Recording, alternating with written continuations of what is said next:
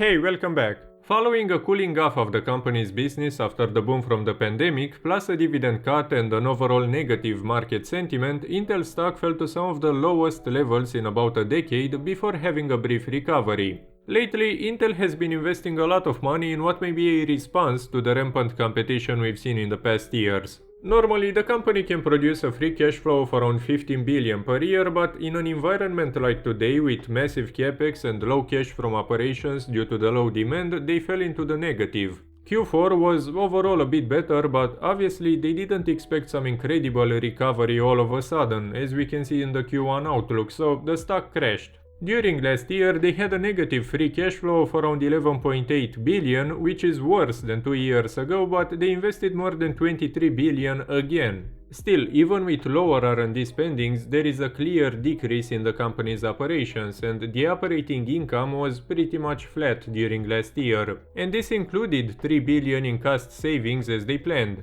However, they expect these savings to reach around 8 to 10 billion in a couple of years, which would make investing even at the current level pretty sustainable. I think the CFO said it pretty well. They are setting the foundation for a very solid free cash flow producer after this investing cycle is over. But when looking at the earnings, keep in mind that a year ago they had this change in accounting which, on paper, saved about 4 billion by basically stretching the useful lifetime of their manufacturing equipment. This won't have any impact on the cash flow, by the way, but other things like layoffs should help the company reach its goal of converting around 20% of revenues into free cash flows. The company has current assets of a bit more than 43 billion, which is more than enough to offset the current liabilities of 28 billion. We can see a clear increase in Intel's debt, which may not be the best thing to do today. However, there is an even bigger increase in the company's property, plant and equipment. So Intel is overall in a pretty good financial shape. They also pay a small dividend, which, as expected, they cut about a year ago when they announced the cost savings. To be honest, I'd rather see them stop the dividend and just focus on investing. They also pay even more than 3 billion in share-based compensation, which is kind of a double-edged blade. On the one hand, this can be good because it incentivizes the management to do things that would benefit the company and ultimately the stock price in the long term, like cutting the dividend. But on the other hand, if they don't have a long-term focus and just want to make some quick money and maybe even retire after milking the company for a few years, they can just please the market with short-term actions and not care about the company's future. I said this before, but the amount of money that Intel is investing is really not something to ignore. To get an idea, in a normal year, they invest like 2, 3, 5 times more than Nvidia, for example, and even if they don't have the best technology today, this can lead to a lot of growth in the future. I believe the only company that's investing more than Intel is TSMC, with about 35 billion per year, but the company is 2 or 3 times bigger than Intel. Also, a note for Nvidia and AMD investors, having the best technology doesn't make you the best company. Keep in mind that Intel, which I'm sure doesn't have the best GPUs, has 71% of the PC GPU market, while Nvidia has a market share of 17% and AMD 12%, and this tiny market isn't even the focus for Intel. This is also the case for CPUs, microprocessors, and so on.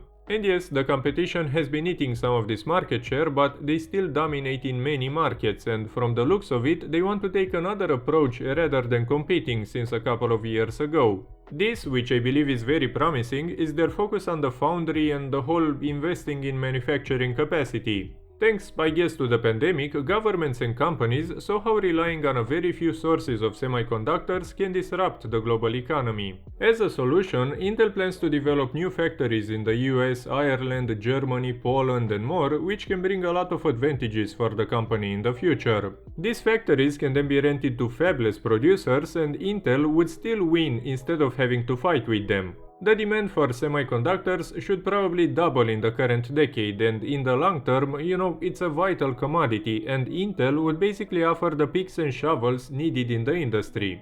Now, this will come with a lot of capex for at least like half a decade, and we can't know if this investment cycle will not be followed by another one. But if you think about it from a business owner's perspective, even if you may not get dividends today, for example, you know that something you own a piece of becomes a key part of the global infrastructure. The political and economical leverage they get is impossible to value, but it's definitely good to have. Still, eventually this money will result in profits. I mean, if they invest around 100 billion just in Europe and they get a return on investment of 10%, which is below the company's normal, this by itself can add like 50% to the company's income. Add all the other investments and the profit should probably double in less than a decade just from the investments. Anyway, don't forget about the competition coming from Chinese chip makers and the subsidies they get from China, which the US and EU are trying to fight. There is a risk that this whole market would become very flooded in the future and Intel's factories may at some points be even vacant. Not to mention that semiconductors are basically commodities and these companies depend on the commodity price. Still, with sanctions and politics, what Intel is building is again quite an asset to have. Also, they plan to integrate AI in everything and, the market likes this kind of words. Now to get into a valuation, I think 3 scenarios can give a pretty good idea about the risk and reward. In a bad scenario, let's say they reach a free cash flow of only 10 billion. This would basically mean that this whole investing cycle is going to lead to pretty much nothing and Intel has been investing so much just to stay alive. Assuming a price to free cash flow ratio of 10, that's a market cap of 100 billion for a stock price of around 23.7, which is quite similar to the low from about a year ago. That's a 40 to 50% decrease.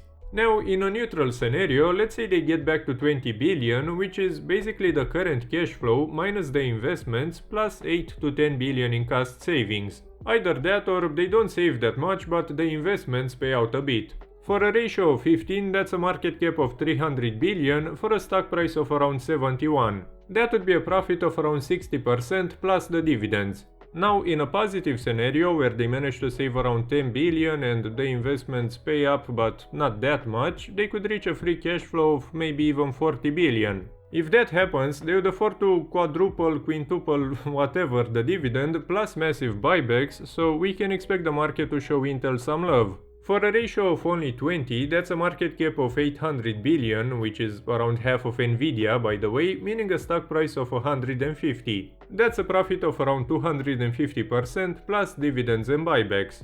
Despite the big drop we saw on the day of the earnings release, Intel is not really a strong buy for me right now. I'm still up like 60% in just a year, so I'd say that a good buy for me would be something around the low 30s.